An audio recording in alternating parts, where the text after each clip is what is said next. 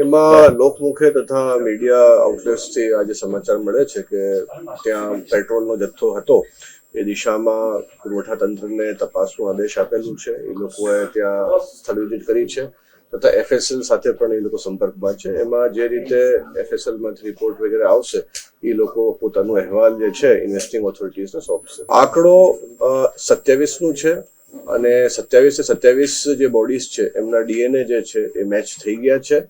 અત્યારે आंकड़ो 27 जैसे कि डेथ टोल के बारे में मैंने बताया कि 27 हमें डेड बॉडीज मिली थी. सभी का डीएनए रिपोर्ट आ गया है और उनमें से 25 उनके परिजनों को सौंप दी गई है.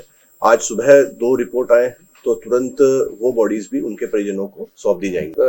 बात आई है, उन्होंने फोटोज के साथ एविडेंस दिए हैं कि स्कूलों के ऊपर ये टेम्पररी स्ट्रक्चर्स बने हुए हैं तो इन्हें तो तुरंत प्रभाव से जो इनकी कंसर्न अथॉरिटी है, आरएमसी है या रूडा है, जो भी इन्हें बांधकाम परमिशन देती है उनसे इंस्ट्रक्ट करके तुरंत इन्हें दूर करवाया जाएगा. एसआईटी ની તપાસ થઈ રહી છે. બીજી જે છે એ જે ફોજદારી કેસો થયા છે એમાં જે ઇન્વેસ્ટિંગ ઓફિસર છે તેઓ શ્રી તપાસ કરી રહ્યા છે.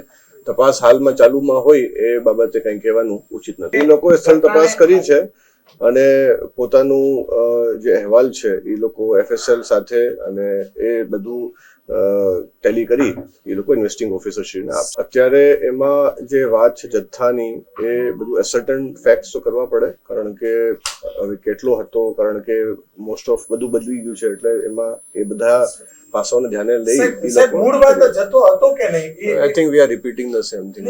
હવે એ તો તપાસ થાય પછી ખબર પડશે ને. I think now we are repeating the same thing. So કેટલા લીટર પેટ્રોલ સર કેટલા લીટર પેટ્રોલ છે સર કેટલા લીટર પેટ્રોલ રાખી શકે છે લોકો?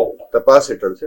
કેટલા તમારી પાસે નિયમ તો છે ને, પણ નિયમ છે કેટલા લીટર પેટ્રોલ રાખી શકે છે લોકો વાહન સિવાય? એ પુરવઠા કોઈ નિયમો છે કે આટલા લીટર પેટ્રોલ રાખી શકે છે?